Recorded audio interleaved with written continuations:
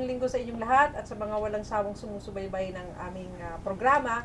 Magandang hapon, Jet. Magandang hapon din sa iyo. At syempre pa sa ating libong-libong taga-subaybay. Asan si Kuya Billy? Uy, wala siya ngayon. Hindi naman sumasakay ng barko, ano.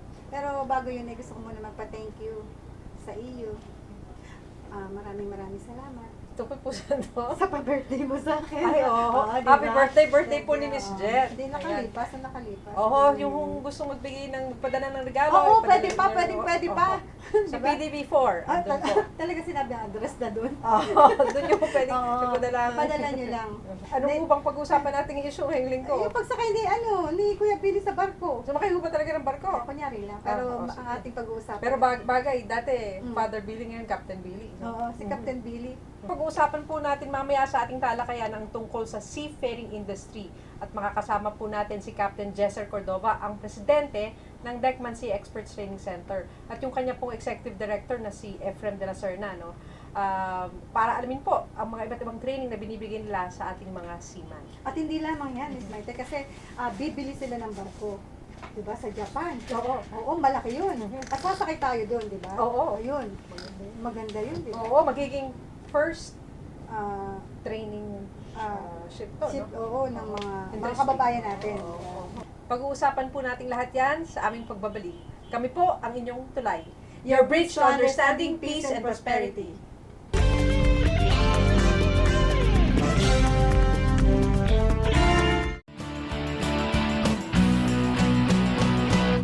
Experience fun and bonding moments with your family and friends at Maharlika Bamboo Guest House sa Revilla, Quezon. With a complete bedroom and kitchen setup for your overnight stays, a jacuzzi, swimming pool, and the function room for your weddings, parties, and conferences. Relax with nature at a cost that is friendly to your pocket. Maharlika Bamboo Guest House.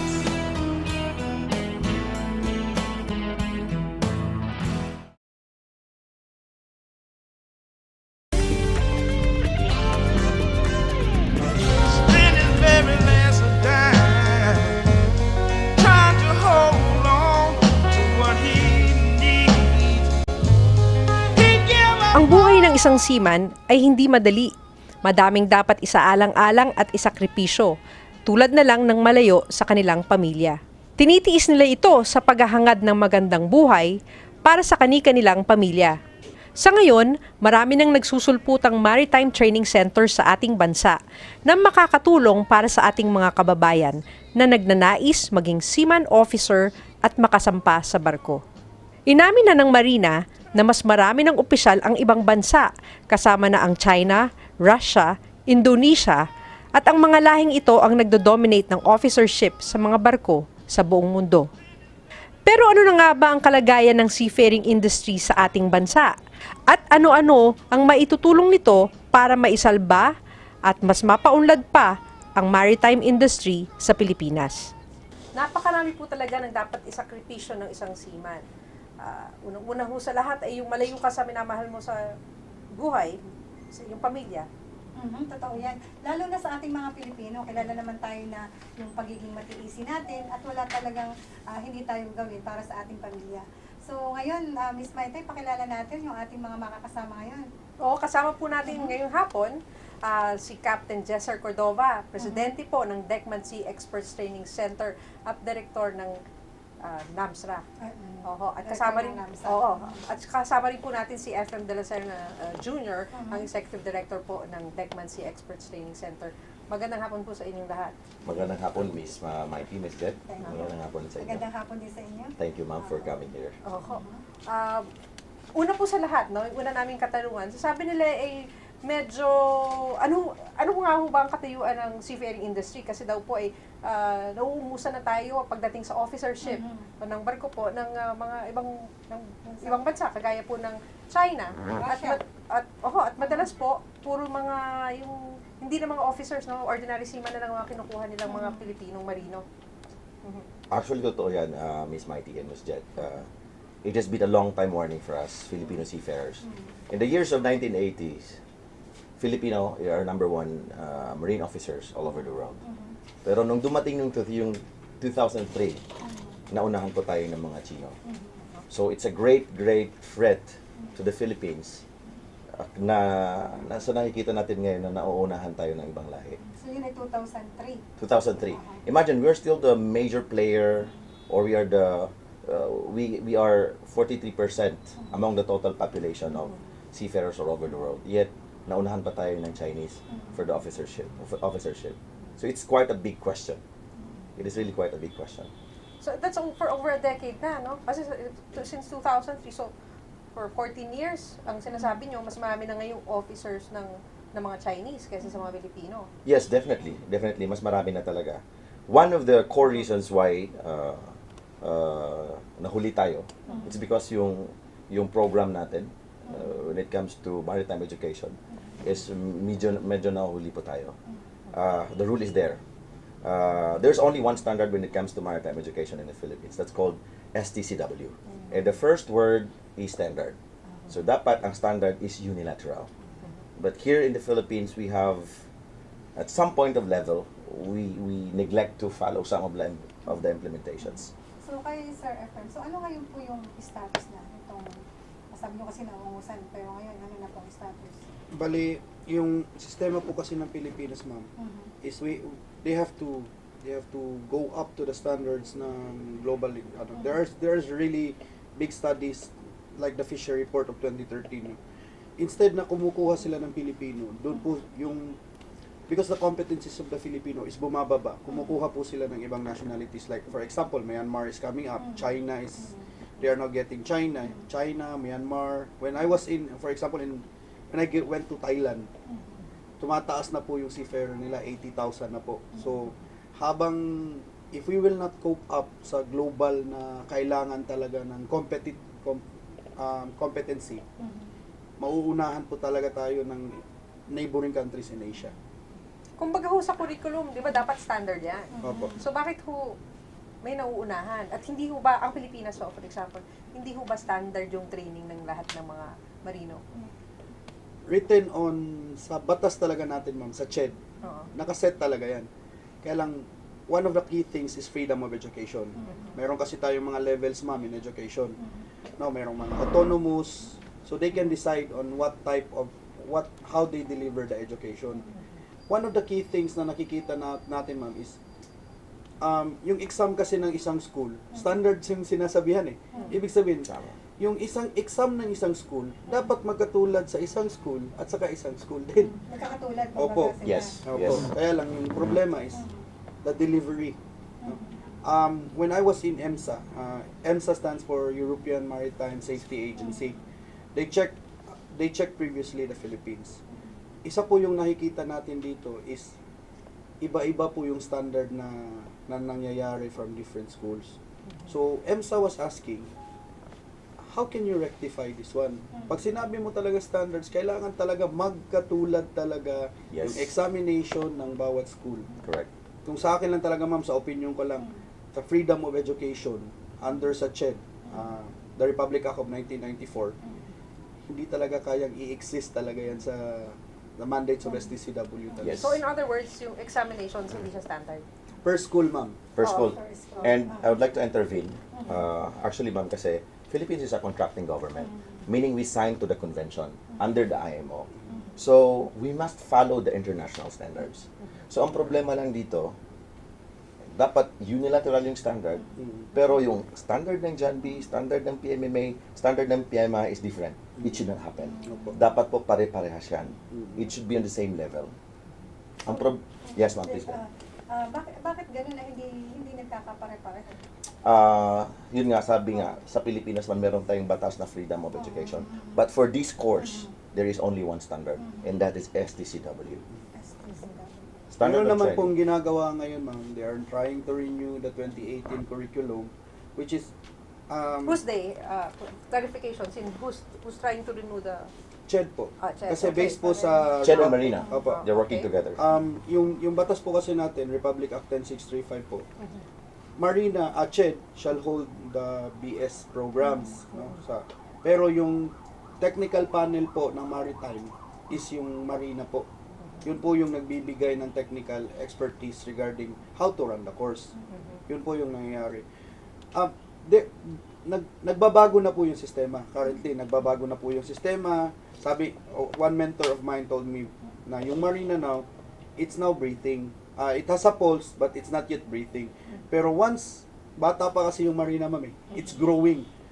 Pag nakita talaga yung lahat ng avenues na para sa growth ng economy natin, we will move to a next phase. Kaya lang, nahihirapan po ngayon yung Pilipinas to cope up with the standards of STCW talaga.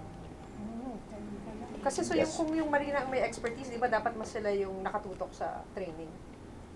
Actually, ma'am, iba kasi yung sa situation ng Pilipinas po. Ibang setup ng Philippines. Education and training po. We are not like Coast Guard po. For example, the expertise of Sir Jesser is under the Office of Transport Security, which is marine pollution, safety and security, kanya-kanya siya. MSS is under siya ng marina, kaya lang, they're pushing now for one single maritime, like the Singapore, the United States Coast Guard. Yes, United States na Coast Guard lang may dala. But the Philippines kasi ma'am, this is the problem in the Philippines. For the ISM, for the safety, ang may hawak niyan is Marina. For the ISPS, for the Maritime Security, may hawak niyan OTS. For the labor, ang may hawak niyan is DOLE. So now, on the international community, isa lang yung kilala nila. It's the Marina.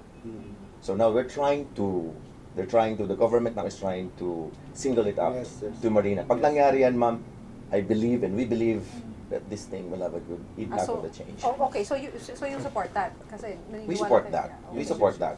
And we as younger generations, as millennials, we need to do something. And we're doing something for our country. Yung administration naman po natin is napaka ano naman po eh. They told us to do something Yes. for the industry kasi the government is only a regulatory body. If a private sector will push something to the government, propose to the government itself, if pag okay naman yung program, they will regulate it. Kasi governance and education is a learning process talaga sa Philippines.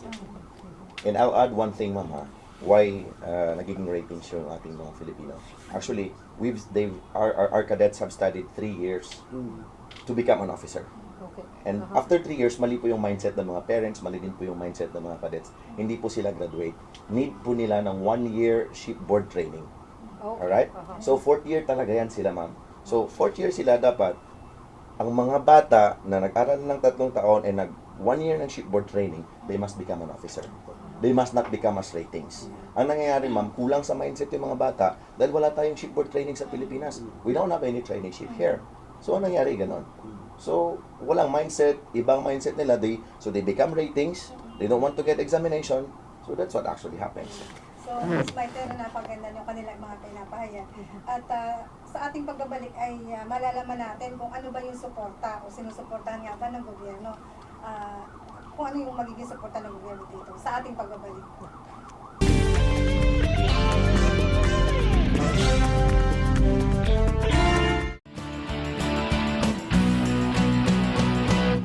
Experience fun and bonding moments with your family and friends at Maharlika Bamboo Guest House, Revilla, Quezon. With a complete bedroom and kitchen setup for your overnight stays, a jacuzzi, swimming pool, and the function room for your weddings, parties, and conferences. Relax with nature at a cost that is friendly to your pocket. Maharlika Bamboo Guest House.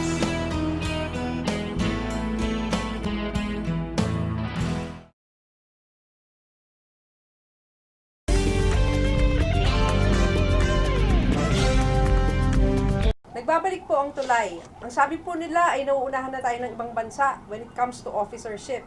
Ngayon, ano hong bang kailangan nating suporta mula sa gobyerno para sa mga marinong Pilipino? Sir, ano suporta ang kailangan natin? Well, definitely, kami as a younger generations, we have gathered all together, all over the world. Actually, ma'am, we get people from WMU, we get people from KMU, Korean Maritime University. We asked the help from UP and asked to do a research. And we did a research. And now we will present this one to the government. Siguro, what the government can help is to support our advocacy for this one. Kasi ma'am, this project is really huge and it needs more fundings. Imagine, we have 26,000 graduates in maritime education. 26,000 cadets. 4,000 lang ang nakakasakay every year. Mhm. And out of 4,000 every year, ang iba pa dyan is messman, messboy. Bakit 4,000 lang max? That's the big issue in the Philippines. Ganun. And nobody knows that. Yun ang nakakasakay sa barko. Yun lang talaga ang nagkakaroon ng shipboard training. Ah, okay. So, ang sinasabi mo, kaya hindi nakakasakay yung iba dahil walang shipboard training. Walang shipboard So, training. itong 4,000 na to, may shipboard training to? Wala Ito rin? lang ang nakakasakay talaga sa international and Bakit? local ships. Dahil may shipboard training sila, Kasi wala rin? kulang tayo ng barko, ma'am. Kasi kulang tayo ng barko ma'am sa Pilipinas. Okay. And the other ship owners, they are now getting Chinese, Myanmar, Indonesian, Dutch, the Norwegian, British. Ang dami. There's a competition. So sana punta yung 22,000. So, I'll go back to my question. Etong 4,000 na to, bakit sila nakakasakay sa barko? Meron ba silang shipboard training? Una, ma'am, there are different possibilities that you can board a vessel.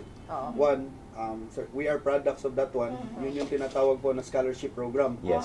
That's an employee cadetship program. Employer cadetship program. So, parang on-the-job training? Opo. Yes. Bali, first year pa lang kayo, yung scholarship program po, on the 211 program po yung tinatawag dyan. Meron ding 3-1 program. Yung 2-1 program po, 2 years on school, 1 year on board, tapos babalik ka ng school. Yung 3-1 naman po is 3 years ka, kukunin ka ng shipping company, then masasakay ka ng barko on the 4th. So, requirement po kasi ng CHED na you have to finish 12 months of shipboard training. Yung problema po ng Pilipinas, we're the largest producer of seafarers, pero we do not own our own ships. Yun po yung, opo, yun po Bilhan yung, mo nga ng bagong barko. Diyan, ano ba? Kung gusto niyo ganito. opo. At saka, yung isa pong problema natin is, tayo po ang pinakamalaking supplier, pero we don't own a training ship. So, for clarification, no, ang sinasabi niyo ho, kaya itong 4,000 nakakapasok, nakakuha ng trabaho kasi they're under scholarships or nagkakaroon sila ng Examinations on-the-job po. training Yes. dito sa mga iba-ibang international Yes. ships. So dahil nagkakaroon sila ng experience, pag nag-apply na sila ng totoong trabaho, meron na silang ipapakitang experience Yes, nila. yes. Kasi Okay. actually ma'am, hindi pa yan trabaho eh. It's a shipboard training. OJT pa It's yun. an OJT pa yan. It's a Yes. shipboard training. After Imagine. 12 months. Yes, ma'am. Imagine if the Philippines will support us and getting this training ship with a structured program na ang capacity niya is 1,000, 2,000, magkaroon ng structured program, automatic yan. Lahat ng ship owners sa international, they will get that cadets. Okay. At saka, It's a big help. At saka ganito po yan, ma'am. Hindi po lahat pwede talagang mag-international. Kasi employer will always select. There was a research called the Fisher Report, ma'am, ulit tayo na 2013. Sinabi nila doon na yung isa talaga na pinakamagandang tingnan talaga is the employer side. Kasi sila yung aftermarket eh. So sila, it's not all Filipinos talaga pwedeng mag-international. Yung Magna Carta Law, o Magna Carta Bill pa pala, 2017 ngayon, is, yung bill na yun, ma'am, is they wanted it na select, kasi pag lumabas ka kasi ng ibang bansa, you're bringing the name of the Philippines. Correct. So every time a selection process, an employer always selects a cadet, the best among the Filipinos, para sumampa ng barko. Hindi po lahat ng teacher nagiging teacher. Hindi po lahat naging nagiging nurse. Hindi din lahat po ng nag-aral ng seaman, magiging seaman po. There will be a selective process from the employers kasi meron hong research na naglalagay po doon, funded by the Asian Development Bank yan, ma'am, ng the Code of Fisher Report, na kailangan talaga the employer will select kung sino talaga ang mga kadete na maglalayag ng bandera ng Pilipinas, Correct. mga seafarers po. Correct. Paano yun, sir? Yung sa mga ganyan sinasabi niyo, wala bang nangyayaring mga palakasan, di ba? Na kaya umakyat doon sa barko dahil malakas din sa... That's correct, Backer ma'am. system. I will tell you that. Sa Pilipinas, malakas po yung backer system. Sa Pilipinas, kapag wala po kayong backer, mahihirapan po kayong sumakay ng barko. Kahit gaano pa po kayo katalino. Yan po yun. For example, ikaw, ako, I will apply as a cadet. Pag wala pa akong T2 na chief engineer or captain, I can't go on board. That's a big question. So now we're trying to erase that kind of thinking, that line of thinking. This is a modern way. If we have a training ship, we can train all cadets to the best that they can be. And yun ay sinasabi na Magna Carta na is a selection. Kahit anong selection pa nila, pag nanggaling yan sa training ship talaga, that cadets is trained. Our knowledge is soft. Sa course namin, ma'am, ang knowledge base namin is soft only. This is a skill set or competence-based course. So pag nandyan yan sa actual training ship, imagine, all ship owners will love it. Why? They have already experience, alam nila ang safety awareness, they are already trained. Pero alam mo, Jet, yung palakasan talagang mangyayari yan kasi kasi kung ikaw ang employer at gusto mo na may training ang kukunin mo, merong training na pinag-uusapan natin ngayon, at halos lahat ng graduate, wala. Di ba? Kumbaga, anong pag-asa ng isang Pilipino na makasakay? Opo. Makakasakay lang siya kung meron siyang kilala. O, saka yung oo. nabanggit nila na 12 months yung para ka maging Training, Shipboard. oo, Shipboard training. Oo. Yung parang nababanggit nung nakakakwentuhan kong mga seaman, hindi din daw natatapos, nakakasakay sila. Yes, this is now the dilemma in the Philippines. Kasi hindi lahat ng barko is a training ship. Alright? So pag yung bata sumakay yan sa inter-island ships, is there any instructor or professor assessing him? Is there any monitoring na talagang every week he's doing his assignment, he's doing his assessment? I think no. Even in the international vessels. Do you think lahat ng tao, lahat ng bata na nagsasakay sa international ships, they have their own monitoring? I think no. That's why we're making now a new system, we call it electronic training record book, where their parents, their STOs, the government can see what they're doing every week. Monitor yun, ma'am. Every week, as in, Actually, live ma'am, cam?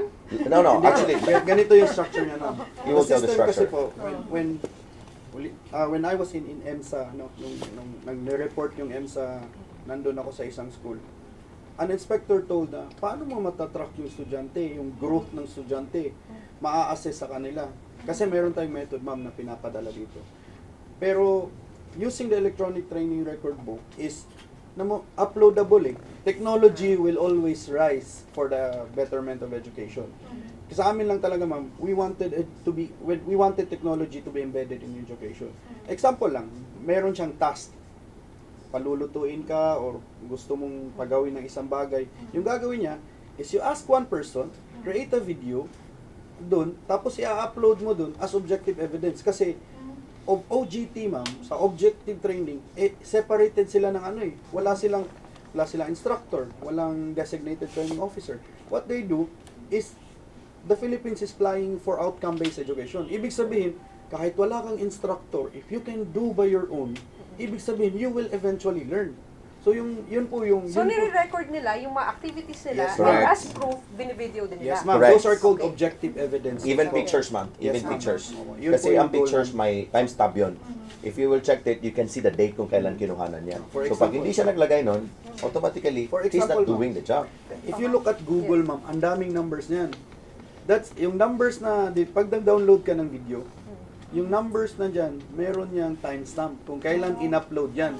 So ibig sabihin, those are the key security features of how to track a student. Kung yung kailan in-upload to, yung problema nga dito, we have already tackled. Kasi na-testing na to ng isang center. Kaya lang, syempre, it has to be developed again.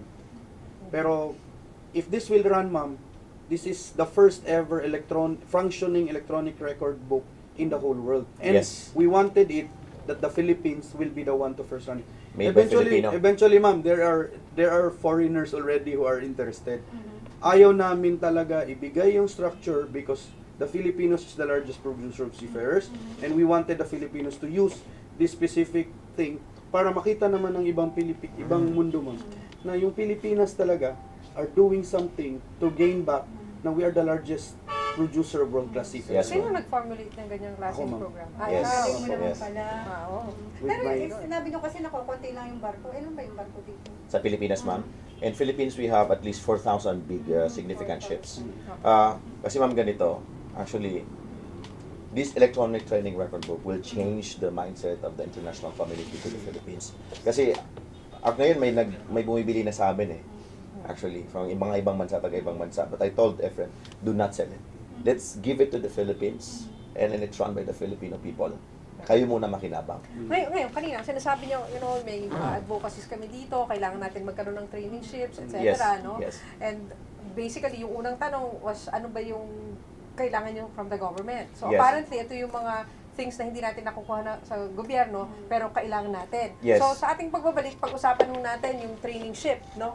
Kung paano ito i-implement ng ating maritime industry or ng Philippine government.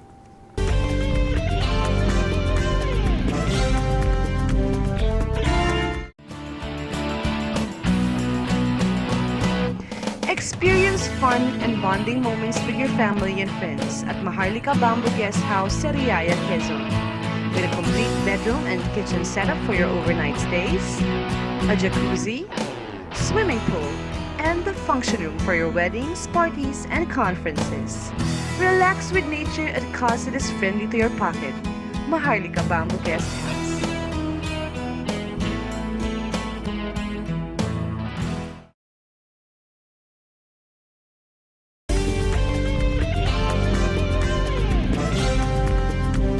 Ang ating pong solusyon para maisaayos ang seafaring industry ay magkaroon ng isang training ship.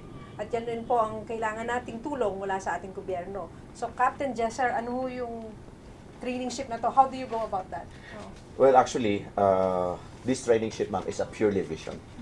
It's not about business. We really wanted to help all of our brothers in the seafaring industry. Imagine we have 26,000 cadets, and where would we put the 26,000? You know, the Philippines is earning 5.6 billion US dollars every year from the seafarers, from the foreign exchange earnings. But this year, it's a big threat. It goes down, right? So what I wanted to is to bring back the glory that we have before, na tayo ang mag-lead as number one and the officership all over the world. Okay? So actually, we get that ship. I take the step. I take the risk. You know, some people told me, why are you taking the risk? Kasi sobrang mahal naman yan ng barko. Bibili ka ng barko? Yes. Ah, okay. Ilan, sir? Isa lang, ma'am. Isa lang. This is for the training ship. This is for the training ship. But why are you doing that? Why are you taking so much risk? Well, because, you know, if I won't do that, and I will not try, I will always stay in the same place. And we won't be renounced. Okay. So sabi ko, But you have 26,000 students. yes, but it's a Okay. start. It's a good Yes. start. Now, this ship is big. It's a 6,332 gross tonner. It's an 18,000 kilowatt in power. Malakas. It is capable to carry around 2,000. It will be renovated for more rooms. It can accommodate until 3,000. The first of its class, biggest training ship in the world. Imagine galing sa Philippines. Ganun yung mangyayari. And it's structured pa nandito si Ephraim. And may collaboration kami. We have bilateral agreements in Korea. Tumutulong yung Korean government actually. And now, yes ma'am, ang galing talaga nito. This is the first one. If we will try, there's no harm in trying. We put cadets in there with the support of the government. Actually, Community. with the international community. Kasi ma'am, ako naman, I can't really buy that ship all alone. Nag-down ako, of course, it's quite expensive, nag-down ako. But I would like to propose to the government to make a PPP. Yeah, I think I love my president.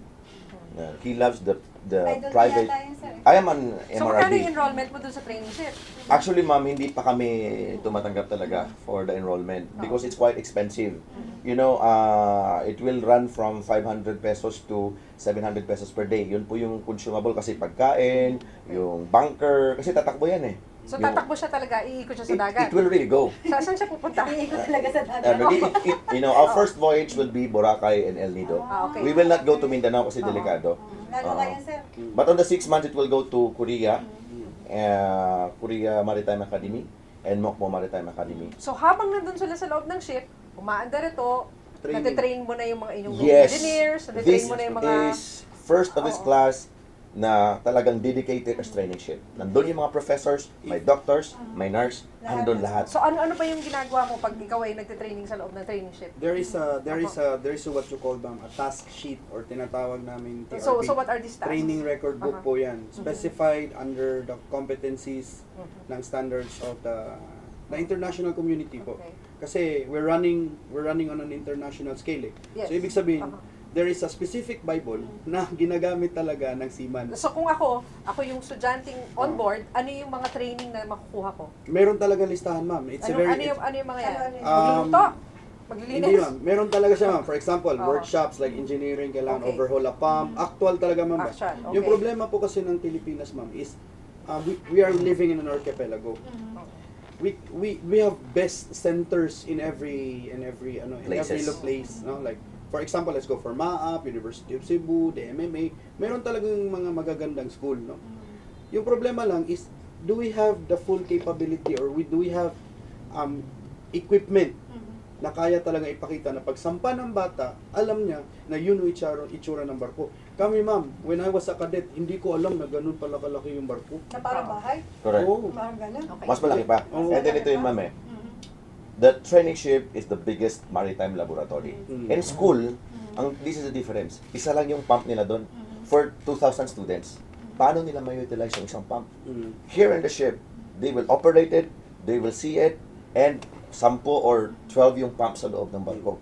They can really what we call utilization matrix. They Yes, can ma'am. really do that. Pag They can, ikaw ba sumampa sa training ship, pwede ka na maging officer pagkatapos? After po ng 12 months after ng program. 12 months. So kung hindi Pero ka ganito yun, ma'am. kung hindi ka na sumampa sa training ship, hindi ka pwedeng maging The officer. program talaga ma'am Oh. is meron kasing there was a study in IAMO or International Association of Maritime Universities conducted for Korea. Sinabi nila, how many months ba talaga ang tao na pwedeng sumakay ng training ship before they can go to commercial ships? What Korea did is create 109 correspondents for a sample population. Doon nila nakita, kailangan pala ng 4 to 6 months on a training ship. The reason Correct. is the Philippines cannot produce the global statistics po na ilang kadete ba nadidisgrasya in a period of 1 month pa lang kasi he has no idea na ganun pala yung itsura ng barko pag sampa niya. We Correct. cannot produce that statistics pero currently with the advocacy of Captain Jester and me, inaano namin ma'am, Anong we're klaseng create- mga aksidente? for example ma'am, napuputulan ng paa, day 1 pa lang, Kamay. kamay, Yes. kasi hindi niya alam kung ano itsura ng barko. Correct. How to hold a handrail. Paano pag tumakbo yung barko, hindi niya alam na ganun yung pagkaka... And look what happened here in the Philippines. Dito lang, may barko na lumubog, 20 cadets yung namatay. Starlight. How can we save that? Di ba, ma'am? So the only solution and the only answer is the training ship and monitoring. Sir, nabanggit ko kasi, di ba, sabi nga ni Miss Martin, ilang buwan para maging mapapanik sa barko. So, yung bang train, nakapag-train na sila, yung may bayad na sa kanila, may sweldo na sila? No, ma'am, negative. This one, ma'am, sa training ship, wala pong Yung sweldo yung pag-OJT kadete. nila. Ang OJT na yan, hindi employment contract yan. Ang tawag dyan is cadetship training agreement. Talagang nag-aaral lang sila dyan, ma'am, nang nag-aaral. Akala ko may allowance. On the actual Allowance, basis. Wala po yan, ma'am. Ang program namin ni Sir Efren is after 6 months to 12 months, kapag katapos nila, Commercial vessels. they will go to commercial vessels. Pero junior officer sila. Hindi sila yung namimintura, hindi sila yung tik-tik ng kalawang. Depende din po sa That is shipping very company. different. That is very, very different. But this is the goal of the program. So doon po sila magkakaroon ng allowance. Doon na po sila magkakikita. Imagine, they will not go for ratings. Kung ratings ka, mamimintura ka, mangangato ka ng kalawang. So ang ratings, yung ordinary na crew. Ordinary crew, murang-mura yun. Yung Than the vessel- sacrifice they made for studying in the actual training ship. Na talagang alam na alam nila pag sumampa sila, kahit anong questions or examinations ibigay sa kanilang ship owners, they can pass. So ibig mo sabihin, pag crew ka, you don't need to go through this schooling. Ano ma'am? Hindi, ibig sabihin, requirement ba yun? Kasi kung pintor ka, pwede ka naman magpintura, di ba? Yes, ma'am. Kailangan Yes. pa bang Bali, ang ganito yan, mag-enroll ma'am. dito sa The present maritime? status po ng Oo. educational system ng Philippines is meron na pong the implementation of the K-12, Oo. the maritime track. The maritime track po, yung K-12 na yan, is kaya na pong i-cater na pwedeng maging ratings yung Pilipino. Okay. Mm-mm. So ordinary That is, crew, ibig sabihin, Plus, pag BS, K-12 yung ka, mga naka-BS. Oo. pag K-12 ka, pwede ka na mag-ratings. Yun Oo. po yung batas ng Pilipinas So ngayon. ibig sabihin, yung mga nag-aral natin na seafarers dito sa sa paaralan na BS, to, ma'am, sa Na sa 4 BS years. na 4 years, Dapat ay officer overqualified. Di, ma'am. Overqualified pag Overqualified for kasi- ratings. overqualified for ratings. For Pero ratings. apparently, Oo. naging ratings lang sila dahil wala sila sa training. Yes, Yes, ma'am. dahil walang training Because, ship. because po, isa din po is because the trust of the employer. Mhm. Yung trust po kasi ng ang trust, wala akong statistics ma'am, pero the trust of the employer po, dun sa Pilipinos po, is gusto nilang mag-ratings. The reason is very simple. We cannot show the total competence unless pag meron kang scholarship program na ilang buwan lang pwede ka nang mag-opisyal. Yun po yung katotohanan. Kasi meron pong mga shipping companies dito sa Pilipinas, selective naman po, na pinapaaral talaga ng school nila, tinetrain talaga nila para sumampa sila as officers talaga. Yun po yung nangyayari. And I will tell you one great example. Anywhere in the neighboring countries of the Philippines like Singapore, Korea, Japan, may training ship sila. Lahat ng mga estudyante nila nakakasakay sa training ship. lahat yun hindi dumadaan ng ratings. They go as junior officers. And nagiging Yun official agad, talaga sila. junior officer Yes. agad. So that's why we are calling to the government agencies or even to our president to support this program na sana maging PPP ito para wala nang bayad yung mga estudyante.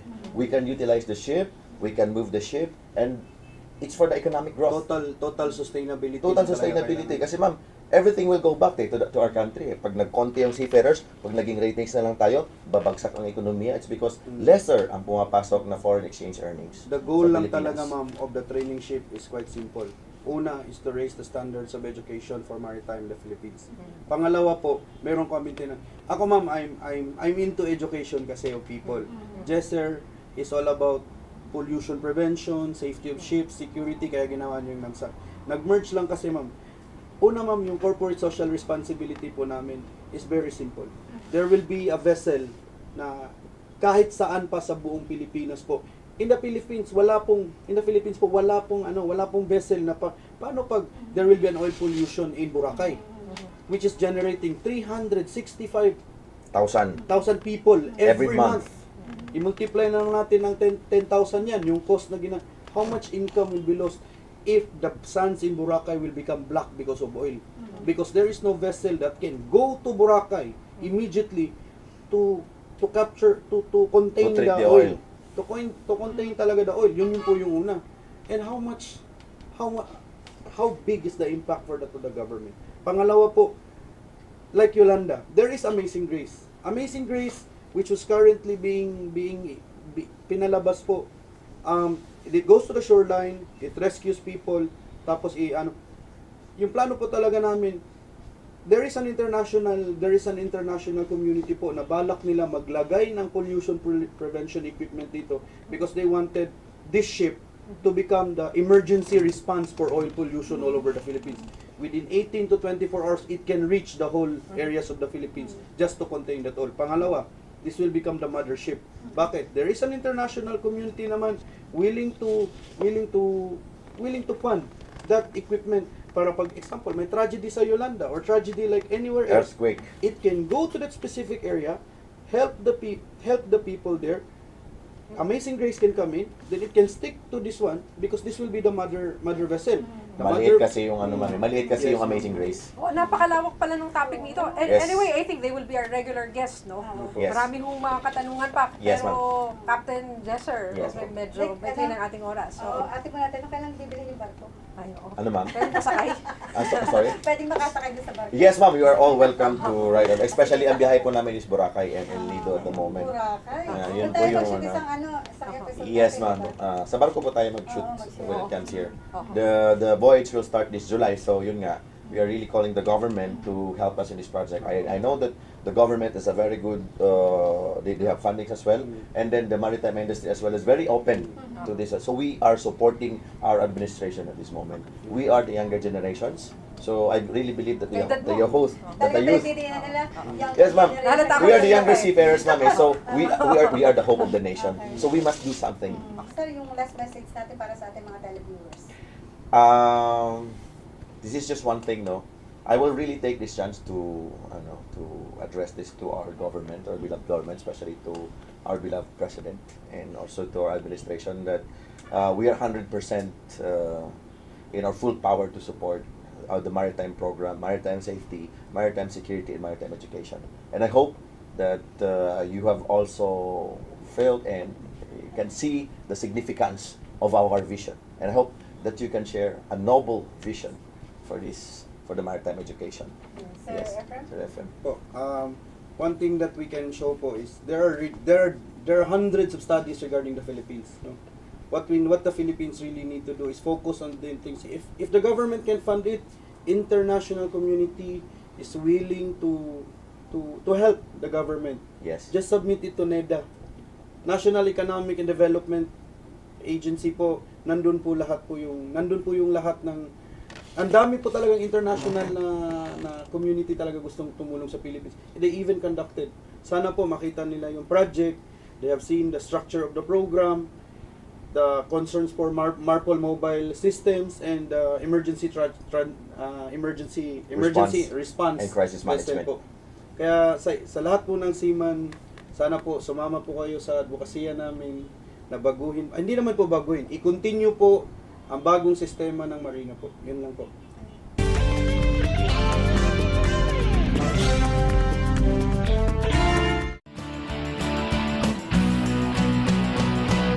Experience fun and bonding moments with your family and friends at Maharlika Bamboo Guest House, Sariaya, Quezon. With a complete bedroom and kitchen setup for your overnight stays, a jacuzzi, swimming pool, and the function room for your weddings, parties, and conferences. Relax with nature at a cost that is friendly to your pocket. Maharlika Bamboo Guest House.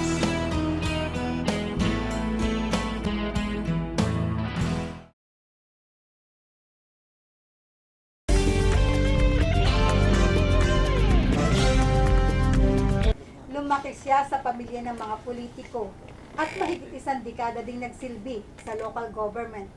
Ano kaya ang programa niya sa ilalim ng administrasyon ni Pangulong Duterte? Panoorin natin yan. Congressman Strike Revilla, bakit po ba strike yung pangalan niyo? Simple lang yan. Pinanganak tayo yung may welcome, isang malaking malawakang welcome ng bayan. Gas strike. That's right. Yun yung araw na pinanganak kayo. Oo. Wala makadalaw sa hospital po. Pati pagdalaw sa akin po, na-welcome. Na-welcome. Oo. But you have been in local government for quite some time, no? More than a decade. Yes. Councilor, board member, then mayor. Mayor. Ano mo bang pagkakaiba na nasa national elected position kayo sa Congress within the local government unit? Ako, napakalayo. Napakalayo. Natapos ko yung 9 years na mayor. More than siyempre, more than implementation. And right now, siyempre, alam natin, nagagawa lang ng batas. Isang congressista. You don't know what will happen sa mga bills mo. Diba? It will take time.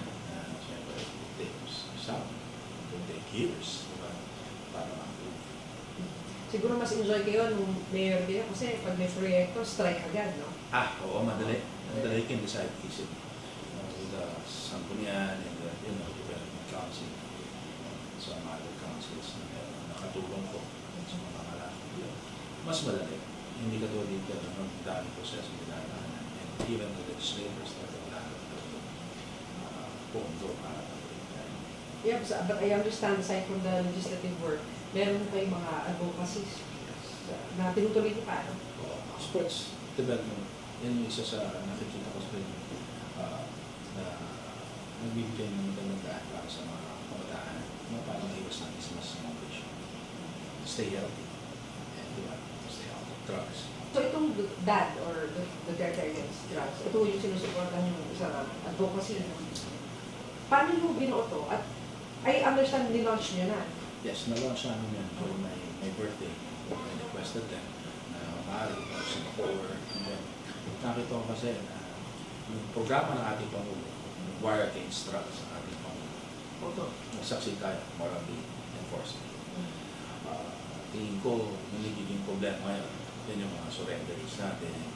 Ngayon, yung mga programa naman, hindi na isabay yan. Yung mga programa. Although, hindi 100% ng mga sumuko nag-undergo dun sa programa. So, sa nakikita ko, dapat talaga mag-test pa natin yung mga avenues. Maganda, yung ginagawa natin sa Bukol, sa mga 45 days program, doon sa surrenderies natin.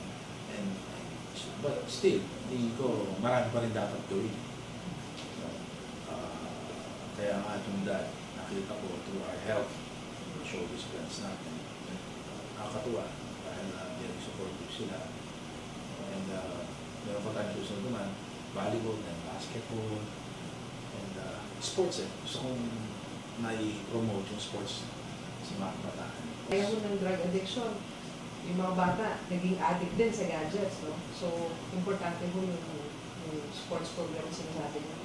And yung DAD mo, nilaunch sa Bacoor, it will be a nationwide program? Yes. It will be a nationwide program. Yung ilang mga kaibigan natin throughout the country, even the congressman, I used to be a mayor, LMP president, at also ng mga mayors natin kaibigan, na hinimot natin sila na dahil natin yung mga. So hopefully, makuha tayo mas marami na audience para ma-promote natin yung ating programa. So aside from educational campaign, this program is also support for the drug addicts. Yes, actually may mga iniibig sila. Siyempre, this is the first time. So dapat, tingin ko sabi ko, dapat mag-fundraising din kayo. In order para mas matulungan tayo. Mga improvement silang gagawin. You can see sa ating Pangulo, talagang problema ito napakalaki. And I fully support him. But we have to do something. Hindi lang puro drugs din naman. Nakita natin, medyo yung ating peso, diba, tumababa na rin. So, kailangan palakasin natin natin ekonomiya, di ba? Andiyan ng mga investors, kaya lang medyo ilag pa rin. So, maraming gusto mag-invest sa Pilipinas, naniniwala ako dahil nakikiwala ng presidente. Talagang backbone talaga, it's peace and order. Napatayin natin na wala ang corruption, di ba? Kaya talagang tingin ko. Pero ang fruit nito, siyempre, hindi ka ng capitalist. So, kaya, in the, ang tao, siyempre, kailangan nila immediate reaction. Oh, and that on the legislative side, kailangan talaga ng mga batas na medyo tumutugod sa mga pangangailangan niya, lalo na on the area of peace and order. And I'm sure you're also pushing mga laws na parang mas consistent economic laws. Batas na rin yan from the local. Siyempre, local bills natin, international. Yung napasama sa Senate, gusto ko nga, buti ang bilis yan na sa Senate, free sa mga state university tuitions. Kasi nakita ko talaga naman, dapat talaga sa mga state universities natin, hindi na dapat ito maging pagkakitaan nila, dapat ito talaga libre natin sa mga batang gustong kapagtapos. Nabigyan natin yung ayos na okupasyon. Yan naman talaga dapat yung nabibigay ng gobyerno. Tingin ko, yun ang nawawala sa atin. Siyempre, yung mga magulang, walang pambayad sa tuition, sakripisyo yung bata. Diba? So, alam natin, you cannot compete. Sa Cavite ba na? Yung siyempre tinitingnan ba kang tao, may kumakumpit yung mga bata kung hindi ka undergraduate. Sa Cavite ba nakakapag-implement kayo ng mga tuition or scholarships? Actually, marami tayo scholarship. I've been doing that ever since na talaga ako even my foundation ever since Council of Papo, meron na akong mga pag-graduate, nakakatuwa naman. Kaya naging mayor ako sa programa natin. Kaya nga, sa sobrang dami. Alam mo pagka mayor kasi sobrang dami ng programs na kailangan hindi lang pwede sa school, kailangan infrastructures ka. So, Correct, kasi ang Bacoor, ang lapit na sa Maynila, so siguro bulk ng mga problema ng Manila pupunta na rin, papunta sa Israel yun, no? yes, basura, problema ng traffic, mga major flooding, yan ang mga problema namin. Talagang hinarap ko during my time as mayor. Madilim na kalsada, matisikip na kalsada, dami magdilihing. At tinutuloy niyo po itong mga advocacy sila. Tuloy-tuloy naman yan. So napakaganda natin, may tayo ko yung isa sa pinakamaganda sa Cavite na government center.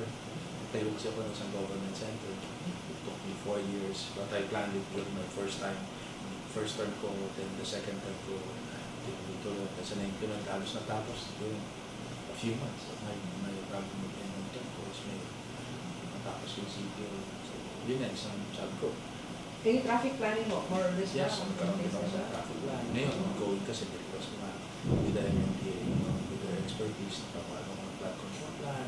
Sabi ko, dapat should be the public works. Kasi katulad namin, yung Bacoor kasi, ikit kami, Metro Manila, and Cavite, kami yung naka-entrance ng Cavite. So talagang dumadaan doon. So, tapos yung tubig pa nanggaling mataas kasi, pag mataas, diba, mataas Manila, sila ang Tagaytay.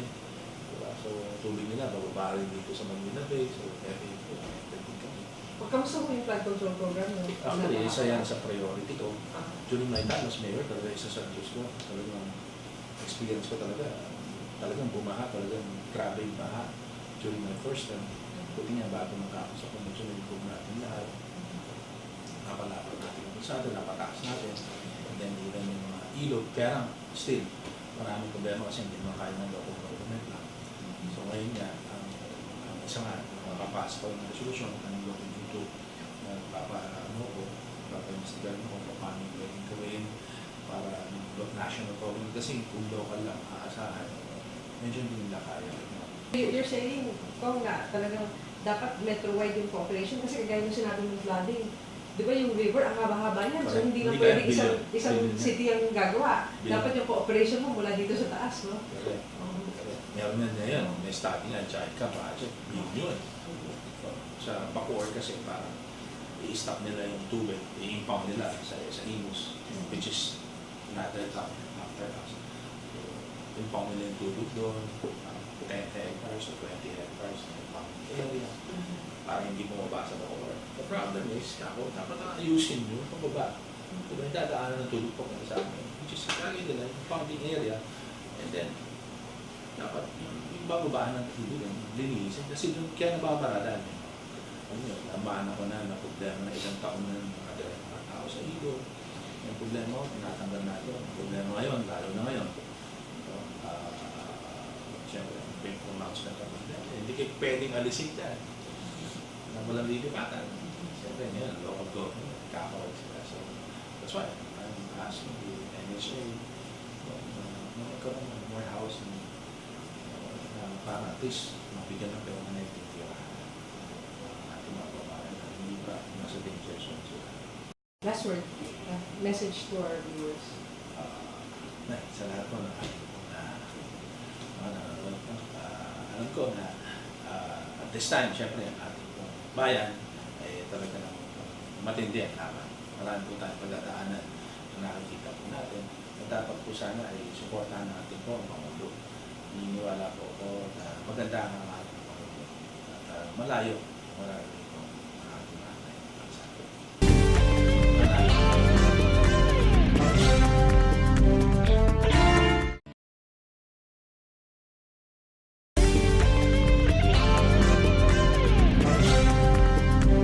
Si Mang Romeo de Leon ay may sakit na diabetes. Dahil dito, hindi na gumagaling ang mga sugat niya at naapektuhan na rin ang kanyang paningin. Nung hindi ko pa siya nakikilala si Pulsetron, marami akong nararamdaman. Gusto kong lagi lang nakahiga. Tapos lagi akong pawisin, nahihilo parati. Talagang tapos constipated ako. Minsan 3 linggo, inabot ko na nga po 1 buwan, hindi ako nadudumi. Tapos yung mata ko po, naging isang laser na po yan. Ngayon, hindi ako ma-operahan gawa ng diabetes ko. Laging mataas. Nag-800 yung sugar ko noon. Kinamot ko lang yung likod ko. 1 linggo lang. Lumaki. Akala mo, kuba ako. Naging piksa. Pati yung paa ko, hindi ko alam, nabubulok pala. Nalaman niya ang tungkol sa Pulsetron SS2000 at Adam Wellness Center dahil sa isang taong gusto siyang tulungan. Kaya ako nakilala si Pulsetron. Galing ako SS. Paglabas ko ng SS, ando si Desa. Sabi niya, "Sir, try mo to. Maganda to. Ano ba health problem mo?" Sabi sa akin. Ako, diabetic ako. Hindi ko siya pinansin. Umalis ako. Sinundan niya ako. Sinundan pa rin ako niya. Sabi niya, "Sir, sige na." Makulit. Pinagbigyan ko. Sa loob lang ng 3 araw ng paggamit ng Pulsetron SS2000, ay naigagalaw na ni Mang Romeo ang kanyang balikat. Nasubukan ko na. Unang araw, pangalawa, pangatlo. Naobserbahan ko itong balikat ko. Ito, hindi ko na ito natataas to. Tapos, hirap na akong dumukot sa bulsa. Hindi, ito na, pinabukasan, pagbalik ko.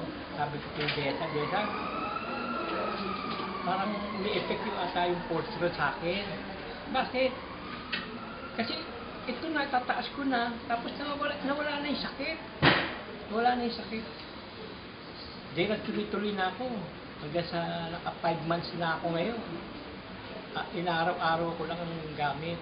Dahil sa tulong ng Pulsetron SS2000, ay di na niya kinakailangang ipa-opera ang kanyang mga mata. Tapos yung mata ko, hindi ko na sa pa-opera. Kasi nag-improve na eh. Oo, nag-improve na talaga. Tapos yung pagdumi ko, 3 linggo. Minsan, inaabot pa nga na 1 buwan. Hindi ako talaga nadudumi. Ngayon, minsan 2 araw nadudumi na ako. Ito na ngayon si Mang Romeo, ligtas na sa diabetes, na akala niya ay wala ng pag-asang gumaling. Buti nakilala ko si Pulsetron, kaya pinalalakas pa niya ako.